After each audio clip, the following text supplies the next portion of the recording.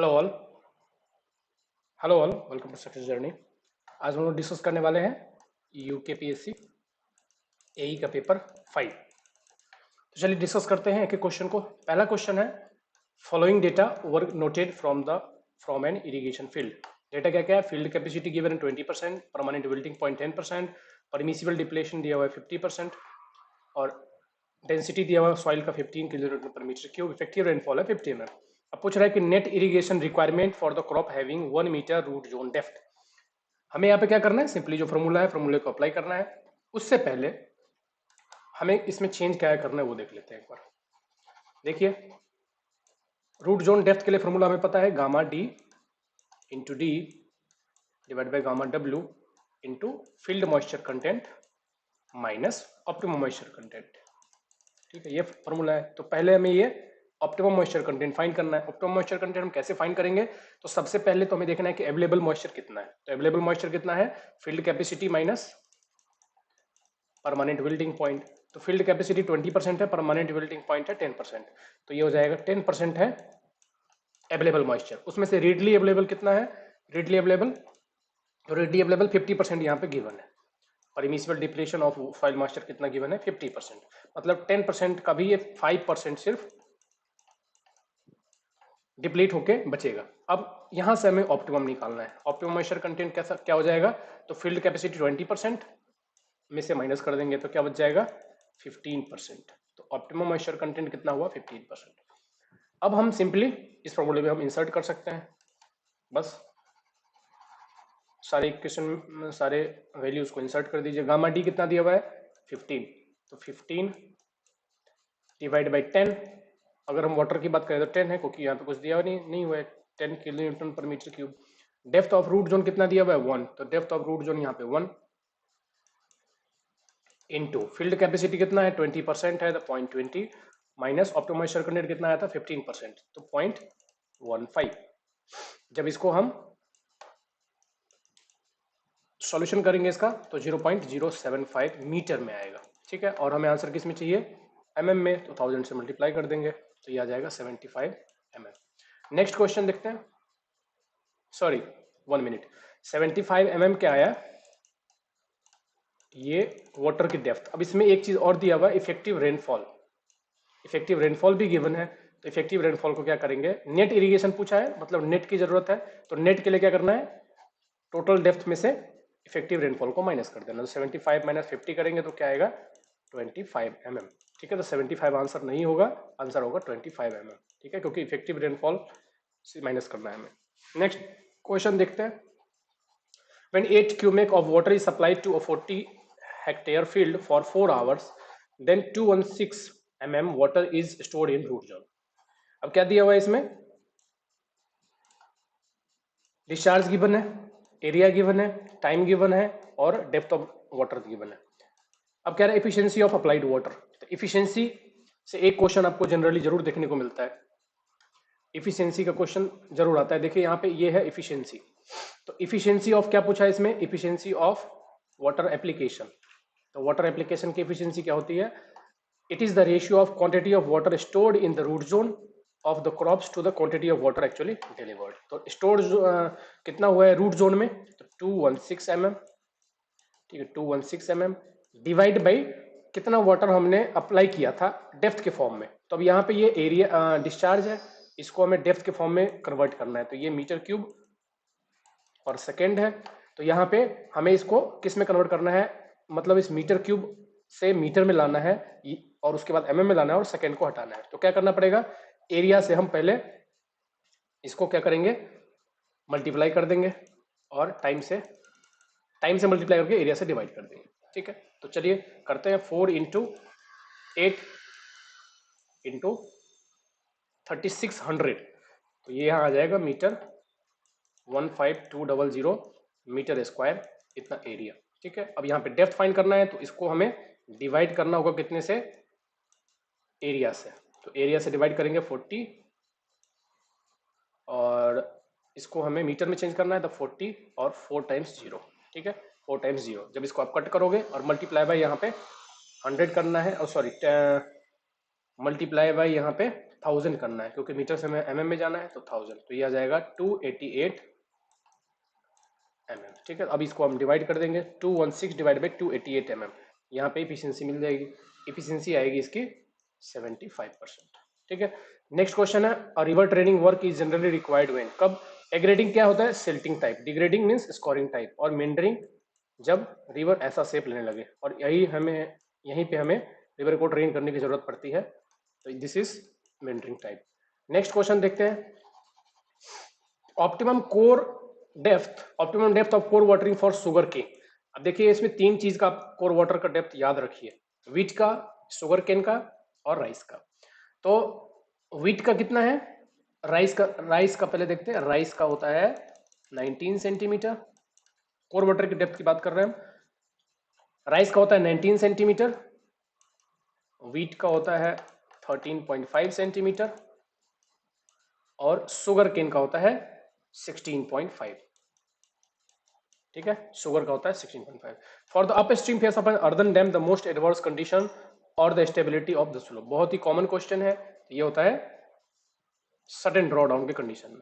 By providing a top width for the roadways and freeboard in the elementary profile of a gravity dam, the resultant force for full reservoir condition। अच्छा question कह रहा है कि अगर elementary profile of the gravity dam, जो कि right angle triangle होता है, अगर इसमें यहाँ पे रोड भी ऐड कर दिया जाए, रोडवे ऐड कर दिया जाए, तो रिजल्टेंट फोर्स पे क्या इफेक्ट पड़ेगा? देखिए कैसे ऐड करते हैं, ये है एलिमेंट्री प्रोफाइल जो राइट एंगल ट्रायंगल होता है, इसमें अगर हम ये रोडवे ऐड करेंगे तो ये सीजी किधर की तरफ मूव होगा, रिजल्टेंट फोर्स हिल की तरफ मूव होगा, so shift toward the hill. Next है सिक्स्थ का हो गया बी। सेवेंथ का है, a clayey soil has field capacity, again same type का क्वेश्चन है, 35% field capacity, permanent wilting point 20%, specific weight दिया हुआ है सॉइल का 12.25, then available moisture holding capacity in 0.8 meter depth of soil constituting the root zone depth of crop is। अब मुझे को इस क्वेश्चन में थोड़ा डाउट लग रहा है, क्योंकि आंसर इसका जो आ रहा है उसके लिए यहाँ पे 12.75 होना चाहिए। देखते हैं कैसे करना है, यहाँ भी सेम वही कंसेप्ट लगाना है, कुछ भी नहीं, सेम फॉर्मूला लगाना है। तो डी डब्ल्यू फाइंड करने के लिए gamma D into gamma W into D, field moisture field capacity minus permanent wilting point. अब यहाँ पे गामा डी कितना गिवन है 12.25, तो 12.25 अगर आप करोगे और यहाँ पे 10 रखोगे, यहाँ पे अब देखिए यहाँ पे जी है, तो यहाँ पे 10 की जगह 9.81 आ जाएगा, 9.81 इंटू रूट जोन डेप्थ, तो रूट जोन डेप्थ यहाँ पे गिवन है 0.8 मीटर, तो यहाँ पे 0.8, फील्ड कैपेसिटी कितना गिवन है 35%, तो 0.35 माइनस परमानेंट विल्टिंग पॉइंट 0.2। जब आप इसको सॉल्व करोगे तो आंसर आएगा 14.98 सेंटीमीटर, जो कि यहाँ पे आंसर नहीं है। अगर आप यहाँ पे 12.25 की जगह 12.75 रखोगे तो आंसर आपको ये मिल जाएगा। ठीक है, तो मुझे लगता है कहीं जहां से भी इन्होंने कॉपी किया है या फिर जहां से भी क्वेश्चन लेके आए हैं, ये यहाँ पे ये डेटा ये इन्होंने चेंज कर दिया, पर ऑप्शन चेंज करना रह गया उनका, तो आंसर आएगा, अभी आंसर 14.98 आ रहा है, बट इसके अप्रोक्सीमेट सबसे नजदीक यही है, तो यही आंसर टिक करेंगे हम। Water application efficiency is the ratio, हमने अभी डिस्कस किया, हमने option C, the amount of irrigation water required to meet the evapotranspiration need, वो क्या कहते हैं, कंजप्टिव यूज कहते हैं। इसमें इवेपोरेशन और ट्रांसपिरेशन दोनों मिक्स होता है। The alternate name of the ridge canal, ridge name का दूसरा नाम क्या है, water shade canal. Water shade canal means ये वाटर शेड है, जो माउंटेन है उसका जो टॉप मोस्ट पॉइंट को अगर हम ज्वाइन करेंगे तो वो कहलाता है रिज लाइन और वाटर शेड। तो कैनाल जनरली तीन टाइप के होते हैं, रिज और वाटर शेड कैनाल, दूसरा होता है कंटूर कैनाल, तीसरा होता है साइड स्लोप कैनाल। तो रिज कैनाल जनरली हम जहाँ पे फ्लैट एरिया होता है वहां प्रोवाइड करते हैं, क्योंकि वहां पे रिज में और फ्लैट में ज्यादा अंतर नहीं होता। हिली एरियाज में हम जनरली प्रोवाइड करते हैं कंटूर कैनाल। नेक्स्ट है, a contour canal is defined as, अभी हमने डिस्कस किया कंटूर कैनाल क्या होता है, जो कंटूर के पैरेलल रन करता है, लेकिन उसमें सबसे बड़ी डिमेरिट क्या है, उसमें क्रॉस ड्रेनेज वर्क सबसे ज्यादा होता है। कैनाल क्योंकि जो ड्रेन है वो 90 डिग्री पे मीट होगा, तो 11th का हो जाएगा ए। अभी हमने डिस्कस किया कंटूर कैनाल का यूज है हिली एरियाज में, और पैरेलल टू कंटूर होता है। नेक्स्ट है shaft spillway is generally provided at. Shaft spillway क्या होता है हम देखते हैं, जहां पे हमें स्पेस की कमी होती है, जहां पे स्पेस की कमी होती है, ये है कंटूर कैनाल का डायग्राम। ये है साफ्ट स्पिलवे, जहां पे स्पेस की कमी होती है, ओवरफ्लो नहीं कर सकते। मान लो कोई ऐसा डैम है जैसे अर्दन डैम है, ओवरफ्लो नहीं कर सकते, साइड से स्पेस नहीं है, तो वहां पे हम ये साफ्ट स्पिलवे प्रोवाइड करते हैं।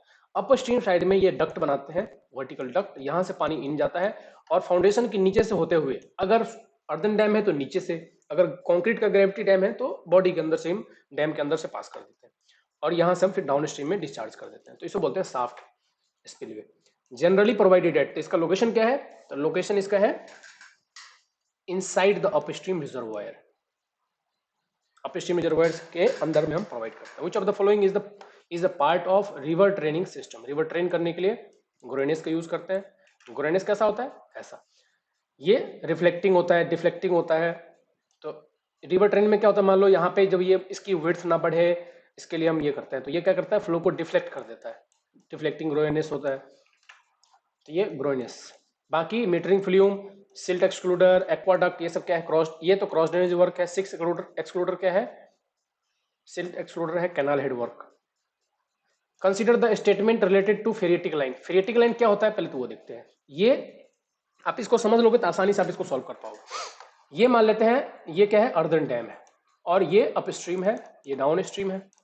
तो जब ये वाटर सिप होता है अर्दन डैम से, तो जो टॉप मोस्ट लाइन होता है वाटर का, जिसे हम वाटर टेबल भी कहते हैं, अगर अर्थ के नीचे होता तो वाटर टेबल, यही है यहाँ पे फेरिएटिक लाइन। इसके नीचे जो प्रेशर है वो हाइड्रोस्टेटिक प्रेशर होगा, इसके ऊपर का प्रेशर एटमॉस्फेरिक प्रेशर के बराबर में होगा। तो ये टॉप मोस्ट फ्लो लाइन आप इसको कह सकते हो, ठीक है, टॉप मोस्ट फ्लो लाइन। इसके नीचे प्रेशर हाइड्रोस्टेटिक प्रेशर होता है, इस पे जीरो हाइड्रोस्टेटिक प्रेशर होता है, लेकिन एटमॉस्फेरिक प्रेशर होता है 1 atm के बराबर। आप याद रखिए क्वेश्चन क्या पूछ रहा है, अगर हाइड्रोस्टेटिक प्रेशर फेरिएटिक लाइन पूछेगा तो जीरो आएगा, लेकिन अगर एटमॉस्फेरिक प्रेशर पूछेगा तो एटमॉस्फेरिक प्रेशर 1 के बराबर होता है। एटमॉस्फेरिक प्रेशर कभी जीरो नहीं होता फेरिएटिक लाइन पे। दूसरा, इसका शेप कैसा होता है, पैराबोलिक शेप होता है, पैराबोलिक शेप होता है, ठीक है। अब आते हैं क्वेश्चन पे। तो क्या क्या पूछा है, इलिप्टिकल इन शेप नहीं, इक्विपोटेंशियल लाइन नहीं, ये फ्लो लाइन है, टॉप फ्लो लाइन है, ये फ्लो लाइन है, जिसे हम या फिर स्ट्रीम लाइन भी कह सकते हैं, topmost streamline. The topmost flow line with zero water pressure, अभी हमने डिस्कस किया, right, approximately a parabola, right. तो थर्ड एंड फोर्थ सही है, मतलब ऑप्शन सी।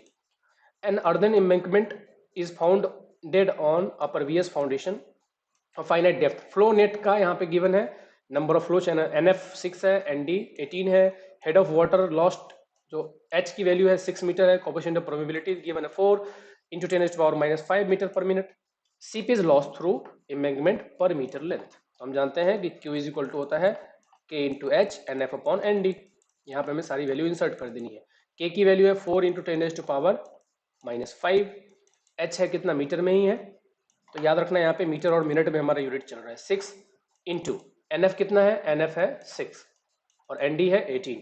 जब इसको आप सॉल्व करोगे तो आंसर आपको, अच्छा एक चीज और देखना है, आपको यूनिट चाहिए, मीटर तो डिस्टेंस का तो मीटर है, लेकिन टाइम का डे है, तो यहाँ पे हमारे पास जो यूनिट आ रहा है वो है मिनट में, तो मिनट को हमें फिर डे में कन्वर्ट भी करना है। तो उसके लिए हम क्या करेंगे, उसके अभी देखो, अगर आप सिंपली इसको सॉल्व करते हो तो ये आएगा 8 × 10⁻⁻5, ठीक है, 6 3 जा 8, 6 2 जा, तो 4 × 2, 8 × 10⁻5 मीटर क्यूब पर मिनट। अब इसको कन्वर्ट कर देना है किसमें, डे में, तो आंसर आ जाएगा 0.1152, 0.1152, तो आंसर हो जाएगा B.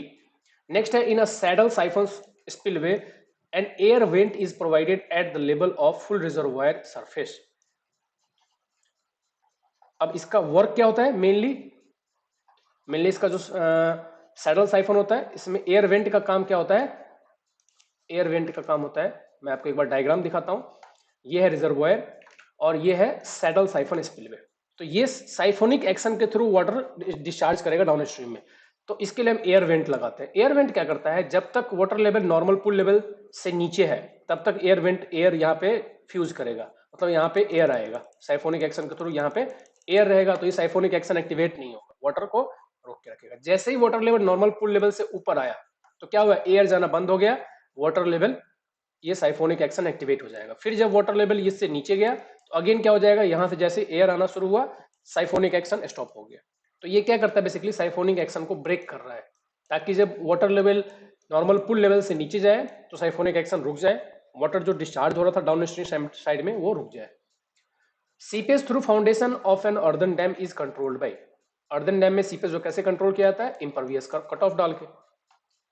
Total water pressure per metre on a gravity dam due to 20 metre depth, तो हम जानते हैं वाटर प्रेशर का डायग्राम कैसा होता है, ट्रायंगल शेप का, रो जी एच बॉटम में है, और इसकी टोटल प्रेशर की बात करें तो इसका area half into base into height, rho g h into h, height h है तो एच स्क्वायर हो जाएगा। तो यहाँ पे हम इंसर्ट करेंगे सारी वैल्यूज को, रो इंटू जी, तो हमें पता है वाटर के लिए यहाँ पे दिया हुआ है 1000 kg, तो रो की वैल्यू 1000 kg इंटू जी 9.81 या 10 ले लेते हैं, और 2 divide by 2 into H, H कितना है 20, 20 का स्क्वायर। जब आप इसको सॉल्व करोगे तो आंसर आएगा 2 इंटू 10⁴ kg।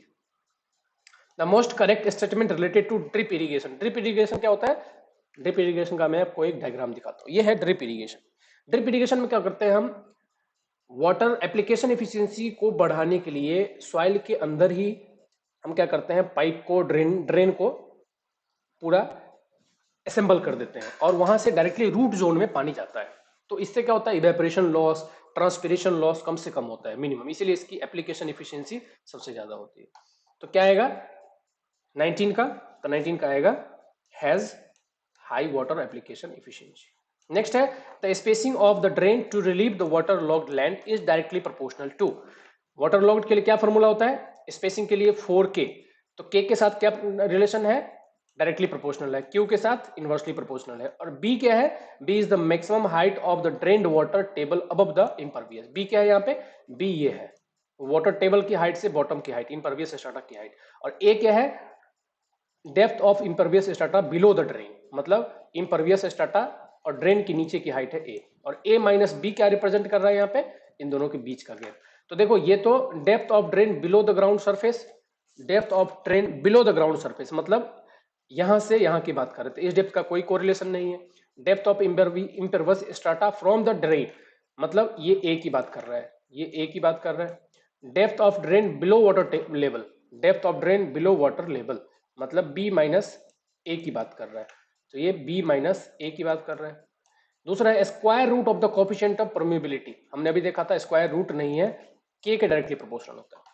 ये ऑप्शन गलत हो गया, ये ऑप्शन गलत हो गया, बच गया सिर्फ A और B माइनस A, तो किसके प्रोपोर्शनल है, आप देख सकते हो यहाँ पे इसका कोई डेटा नहीं है, इसका कोई डेटा नहीं है, सॉरी B माइनस A का कोई डेटा, ये डेटा जो है ये टर्म ये B माइनस A को रिप्रेजेंट कर रहा है। और अगर हम A की बात करें, सिर्फ A की बात करें,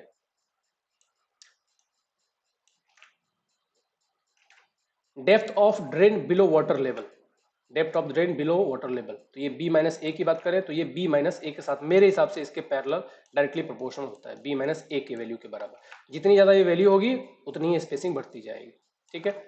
तो आंसर मेरे हिसाब से C होना चाहिए। नेक्स्ट है which one is the water borne disease, cholera भी है, टाइफाइड भी है और हेपेटाइटिस भी होता है, तो ऑल ऑफ दीज हो जाएगा answer. Drop manholes are the manholes, drop manholes क्या होता है, ड्रॉप मेन होल का डायग्राम मैंने शायद नहीं लगाया। ड्रॉप मेन होल क्या होता है, मेन होल जहां पे सीवर लाइन अलग अलग लेवल पे मिल रहे हो, जो ब्रांच सीवर है वो अलग लेवल पे मिल रहा हो, मेन सीवर का लेवल अलग हो, तो वहां पे ड्रॉप मेन होल डालते हैं। तो उसमें करते क्या है कि जो सीवर लाइन जो हायर लेवल पे है उसको हम एक पाइप के थ्रू कनेक्ट करके नीचे ड्रॉप करते हैं वाटर को, और ये मान लेते हैं कि ये मेन सीवर लाइन है, जो ये मेन सीवर लाइन ऐसे जा रहा है, ठीक है। तो पाइप के थ्रू इसको हम नीचे डिस्पोज करते हैं, भले ही दूसरे सीवर लाइन का लेवल यहाँ पे हो तब भी। तो ये क्या करता है, having drain at different level, यहाँ पे आंसर हो जाएगा हमारा।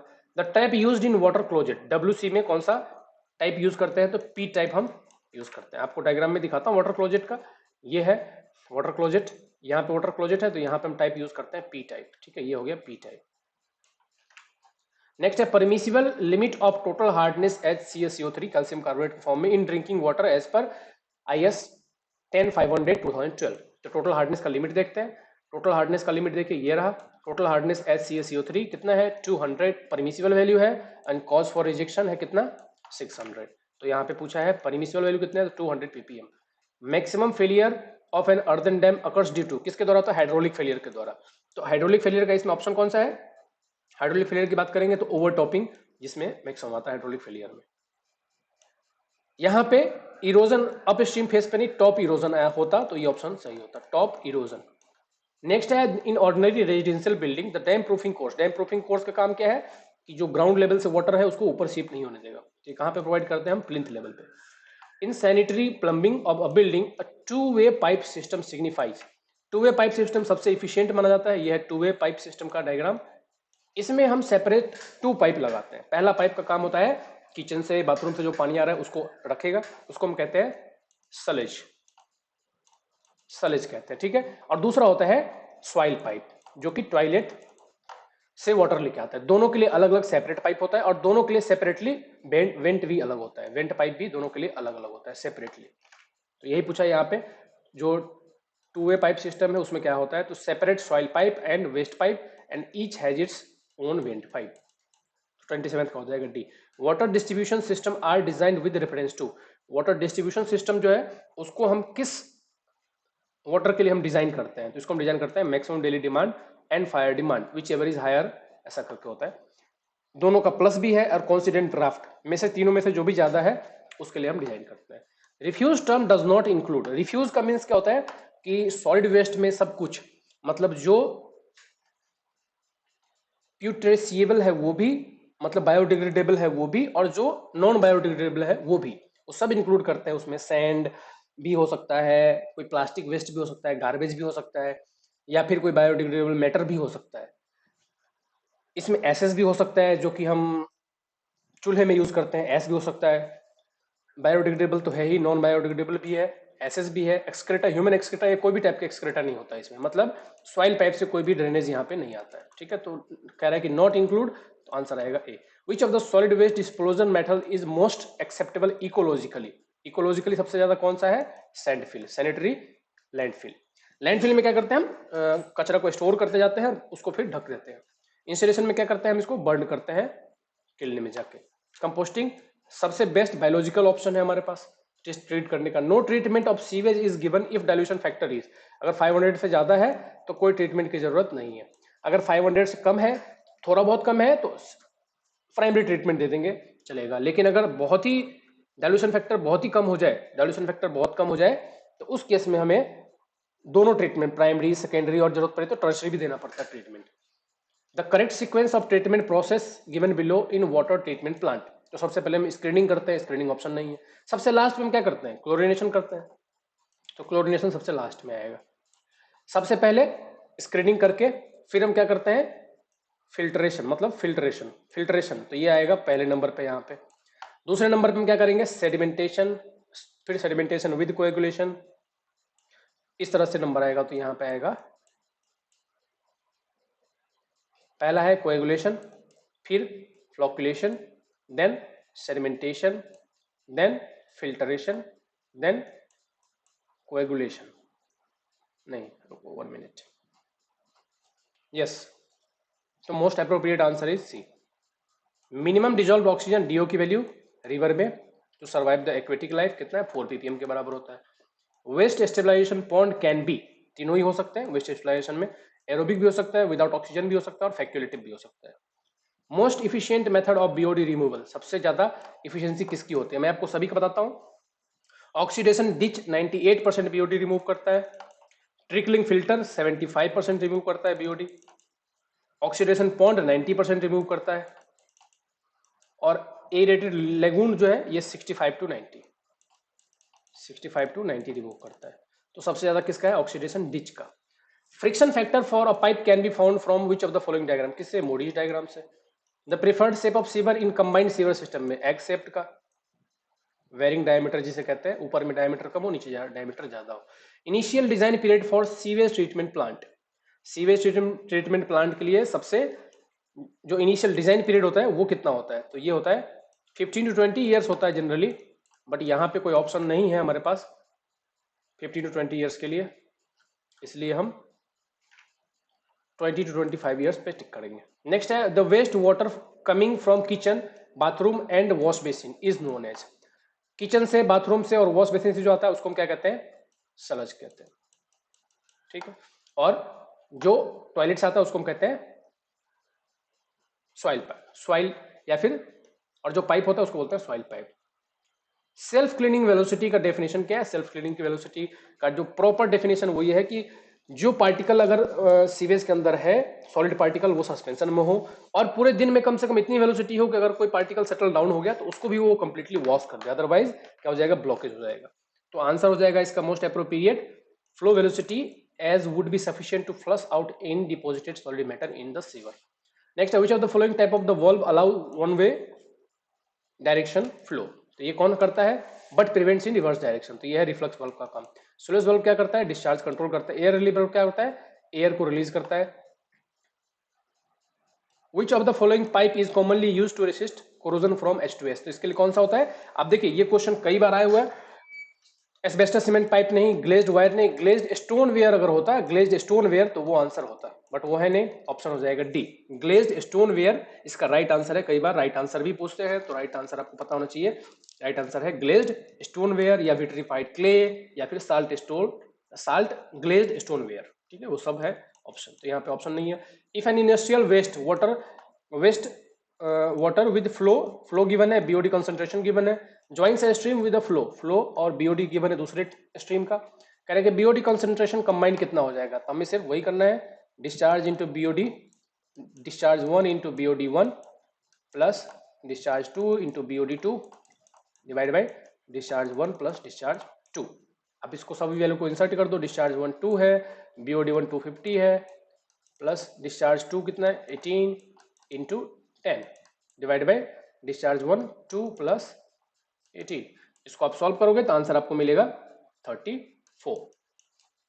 Standard BOD for water is taken as 5 day at the rate 20 degree Celsius. Water seal is provided in, water seal कहां प्रोवाइड होता है, वाटर क्लोजेट में। नेक्स्ट है self cleaning velocity for all sewer line in India, कितना होता है, 1 से लेके 1.2 मीटर पर सेकेंड के आसपास रखता है। 5 डे बीओडी गिवन है 15 डिग्री सेल्सियस पे, सीवेज का टाउन का 1000 केजी पर डे, और 5 डे बीओडी पर हेड दिया हुआ है 15 degree Celsius at the rate 15 degree Celsius for standard sewage is this much. Then the population equivalent, population equivalent क्या होता है, सीवेज जो इंडस्ट्री से आ रहा है उसका बीओडी को कन्वर्ट करने के लिए जब ट्रीट करेंगे एक पर हेड के टर्म में, तो ये क्या होता है, इन दोनों का रेशियो, तो 100 डिवाइडेड बाई 0.1 करेंगे तो ये आएगा 1000। इसका आंसर 10,000 नहीं होगा, इसका आंसर होगा 1000। The solubility of oxygen in sewage as compare to its solubility in distilled water, कितना होता है 95%। Between BOD and COD, BOD क्या है, बायोकेमिकल ऑक्सीजन डिमांड और केमिकल ऑक्सीजन डिमांड। तो ये बायोडिग्रेडेबल मैटर को डिकम्पोज करने के लिए कितनी ऑक्सीजन की रिक्वायरमेंट है वो मेजर करता है, और ये बायोडिग्रेडेबल भी और नॉन बायोडिग्रेडेबल भी दोनों को डिकम्पोज करने के लिए कितना ऑक्सीजन की रिक्वायरमेंट है वो मेजर करता है। तो कह रहा है इन दोनों से ज्यादा कौन सा होगा, तो जाहिर सी बात है सीओडी ज्यादा होगा, और इससे भी ज्यादा होगा थेरेटिकल ऑक्सीजन डिमांड, टीओडी। तो तीनों में सबसे ज्यादा है टीओडी, सेकंड नंबर पे सीओडी और थर्ड है बीओडी। बीओडी 5 डेज का टेस्ट है, सीओडी 15 से 20 मिनट में हो जाता है। तो कह रहा है कि ग्रेटर कौन सा है, तो सीओडी ग्रेटर होता है। Primarily air pollutants, primary air pollutants 5 होते हैं जनरली, जो कि 90% एयर पोल्यूशन को कंट्रीब्यूट करते हैं। हम देखते हैं कौन कौन से है वो। तो देखिए प्राइमरी में आता है सॉक्स, जिसके अंदर प्राइमरली सल्फर डाइऑक्साइड आता है। दूसरा होता है कार्बन मोनोऑक्साइड या फिर कार्बन डाइऑक्साइड, ठीक है, ये दोनों कार्बन के हैं। तीसरा आता है नॉक्स, नॉक्स के अंदर कौन कौन से आते हैं, NO, NO2, NO3 सब आता है। नेक्स्ट आता है वोलेटाइल कंपाउंड, जैसे कि हाइड्रोकार्बन्स। तीसरा आता है SPM, suspended particular matter, H2S, H2F, ये सब आते हैं, बट प्राइमरी ये 5 ही कंट्रीब्यूट करते हैं, ठीक है। और सेकेंडरी में कौन कौन सा आता है, सेकेंडरी में आता है H2SO4, O3, फॉर्मल्डिहाइड, पैन, ये सब सेकेंडरी में। अब इसमें से देखो जहां भी ओजोन है उसको काट दो, O3 हमने अभी देखा, O3 सेकेंडरी पोल्यूटेंट है, O3 ये भी कट जाएगा, ये भी कट जाएगा, तो बचा सिर्फ सल्फर डाइऑक्साइड और nitrogen dioxide. Electrostatic precipitator are used, किस लिए होता है, पार्टिकुलेट मैटर को सेपरेट करने के लिए जिसकी साइज 1 माइक्रोमीटर से ज्यादा हो। इसकी एफिशिएंसी 90 से लेकर 99% तक होती है, बहुत इफिशिएंट होता है। The multiplying factor usually adopt to obtain maximum daily demand, तो मैक्सिमम डेली डिमांड के लिए पूछा है तो 1.8, और मैक्सिमम आवरली डिमांड के लिए पूछता है तो 1.5। ये आवरली के लिए सही है, डेली के लिए 1.8 सही है। और अगर यहीं पे अगर वीकली होता तो 1.48 for weekly, for monthly 1.28। Next, 2000 metre cube of water is supplied per day to a city after treating it with chlorine, dose of 0.6 ppm for this purpose the requirement of 30% bleaching powder. तो सबसे पहले तो हमें एक दिन का total dose निकाल लेना है। 2000 मीटर की वाटर सप्लाई हो रहा है पर डे, ठीक है। और क्लोरीन का डोज हम देखते हैं कितना होगा इसके लिए। तो पहले तो हम टोटल डोज इनटू डिस्चार्ज कर लेते हैं। डोज कितना है 0.6 इनटू डिस्चार्ज कितना है 2000 इंटू 10⁻³ इसको हम कन्वर्ट कर देंगे डिवाइड बाई 10⁻6। तो ये मीटर क्यूब पर डे से कन्वर्ट हो जाएगा टोटल वॉल्यूम में। तो ये आ जाएगा 1.2 kg पर डे। क्लोरीन की जरूरत है हमें, क्लोरीन की जरूरत है 1.2 और इसकी ब्लीचिंग पाउडर में कितना परसेंट क्लोरीन है 30%। तो इसको हम डिवाइड कर देंगे 0.3 से। तो ये आ जाएगा 4 kg, आ जाएगा 4 kg per day bleaching powder की जरूरत पड़ेगी। India has been divided into biographical zones. Biographical zones कितने हैं तो बायो जियोग्राफिकल जोन्स है 10। कौन कौन से हैं आप लोग यहाँ पे देख सकते हैं। ये है बायो जियोग्राफिकल जोन्स और हर एक बाई यहाँ परसेंटेज भी गिवन है। सबसे ज्यादा जो परसेंटेज है वो है सेमी एरिड रीजन में इंडिया में, ठीक है। और सेकंड नंबर पे आता है गंगेटिक प्लेन पे, ठीक है। चलिए नेक्स्ट है सुंदरबन। कहाँ पे है हमें पता है, सुंदरबन डेल्टा भी वहीं पे है, वेस्ट बंगाल में ही है। और बायोस्फीयर रिजर्व भी है, सुंदरबन टाइगर रिजर्व भी है, सब वेस्ट बंगाल में। Secondary carnivores belongs to trophic level. Secondary carnivores तो हमें एनर्जी डायग्राम हमें पता है। सेकेंडरी कार्निवोरस कहाँ पे आएगा 4th लेवल पे। प्रोड्यूसर्स, हार्बीवोर्स, प्राइमरी कार्निवोरस और सेकेंडरी कार्निवोरस। ये आता है 4th लेवल पे। तो ये आएगा 4th एनर्जी लेवल पे आएगा। Commonly used hand pump. Hand pump कैसा होता है रेसिप्रोकेटिंग पंप। पंप में हम जनरली ऐसे हम पंप करते हैं, तो जब इसको हम ऊपर नीचे करते हैं तो ये क्या होता है रेसिप्रोकेटिंग फेनोमेना यहाँ पे। तो ये हाई हेड लो डिस्चार्ज के लिए यूज होता है। Corrosion in pipe is due to all of the above. Dissolve oxygen की वजह से भी होगा, पीएच अगर लो है तब भी, पीएच हाई है तो कोरोजन को रेसिस्ट करेगा, लेकिन पीएच अगर लो है तो वो एक्सेलरेट करता है। Impurity in the materials, so all of the above is the answer. Air binding phenomena rapid sand filter में होता है कब, जब एक्सेसिव नेगेटिव हेड आ जाए। 3 मीटर से ज्यादा जब होता है तो बैक वॉशिंग से हम फिल्टर करते हैं, को क्लीन करते हैं। तो excessive negative head as compare to higher pH values, contact period required for efficient chlorination at lower pH value is smaller.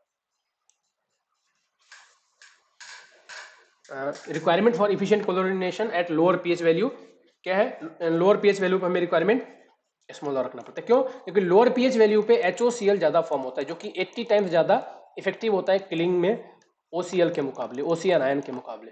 तो OCl कब फॉर्म होता है जब पीएच वैल्यू कम हो, 5 to 7.5 के आसपास हो या 5 to 6.5 के आसपास हो तब। इसलिए अगर हम लो पीएच वैल्यू रखते हैं तो कॉन्टैक्ट पीरियड हमें कम चाहिए होगा। नेक्स्ट है sludge volume index SVI। SVI क्या होता है बेसिकली, SVI मेजर करता है बेसिकली क्या कि फिजिकल स्टेट जो है स्लज का वो किस स्टेज में है, जो प्रोड्यूस हो रहा है सिस्टम से वो फिजिकल स्टेज उसका क्या है। मतलब टोटल जो डिग्री है, डिग्री ऑफ कंसंट्रेशन जो है स्लज का वो किस रेट पे है, वो यहाँ पे रिप्रेजेंट होता है SVI से। तो इसका जो रेंज होता है 50 to 150 मिलीलीटर पर ग्राम। द मेथड मतलब सॉलिड की वॉल्यूम है पर ग्राम, यहाँ पे सॉलिड का क्वांटिटी है और मिलीग्राम है वाटर की क्वांटिटी, इन दोनों का रेशियो होता है। The method which is generally used for the design of water distribution is, water distribution के लिए कौन सा यूज करते हैं हार्डी क्रॉस मेथड, जो कि हम नेटवर्क को बैलेंस करते हैं, आपको याद हो तो। Global environment temperature is likely to increase due to, किसके द्वारा, फॉसिल फ्यूल से CO2 एमिट होता है, ग्लोबल वार्मिंग होता है ग्रीन हाउस गैस की वजह से।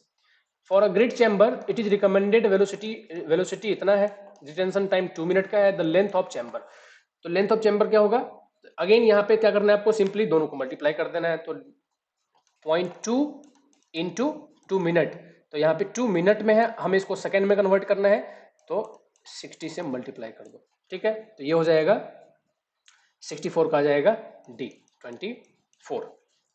नेक्स्ट है eutrophication of water bodies is cause due to, eutrophication किसकी वजह से होता है, ठीक है। तो यूट्रोफिकेशन होता है एक्सेसिव डिस्चार्ज ऑफ न्यूट्रिएंट की वजह से, जिसमें एल्गी और अदर जो बैक्टीरियाज है वो ज्यादा फॉर्म होने लगते हैं अगर ज्यादा न्यूट्रिएंट वाटर बॉडी में है तो।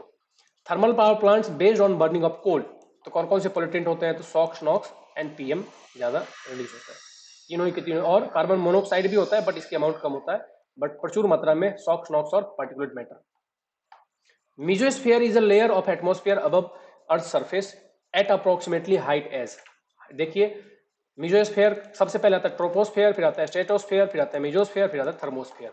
तो मीजोस्फेयर का हाइट क्या है 50 to 85 के आसपास होता है, तो 50 to 85 kilometre.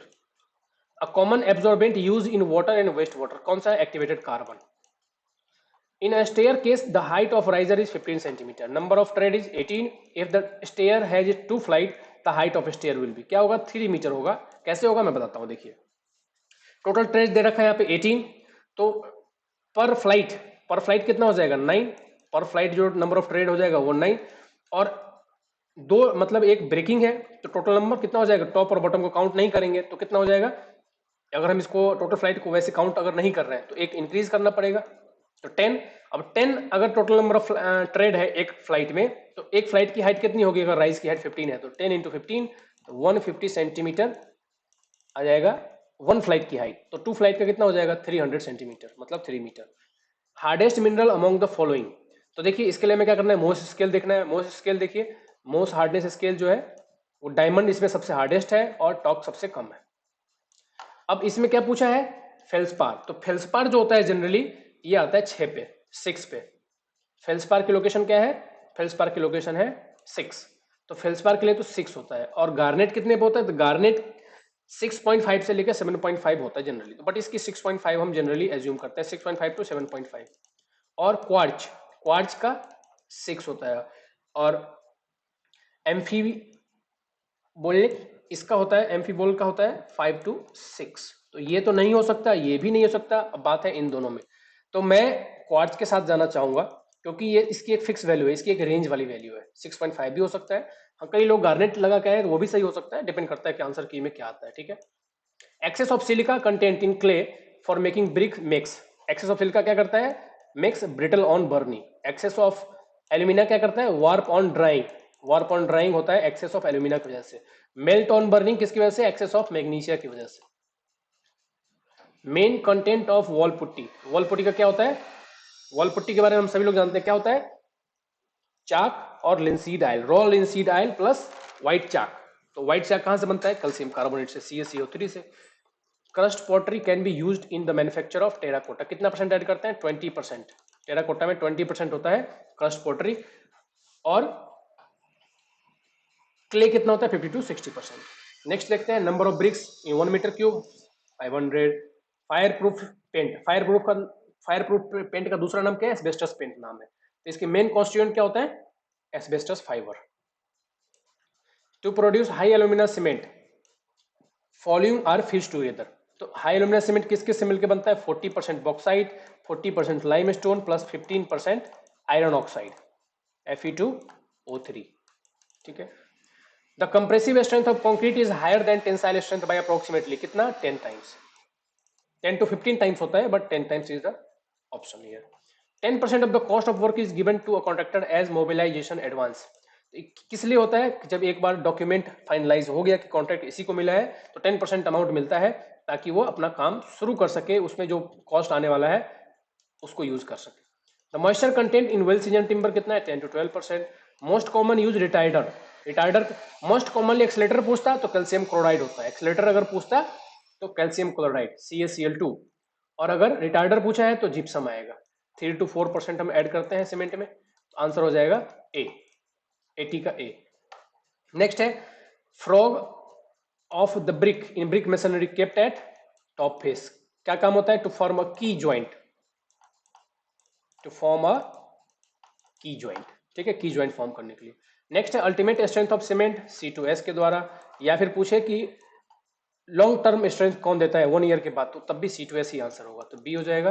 The time by which the activity completion time can be delayed without affecting the start of succeeding activity, तो ये आ जाएगा free fluid. The radial split which are wider on outside of the log towards bark and narrowers towards the pith, इसको हम क्या कहते हैं, star shake कहते हैं।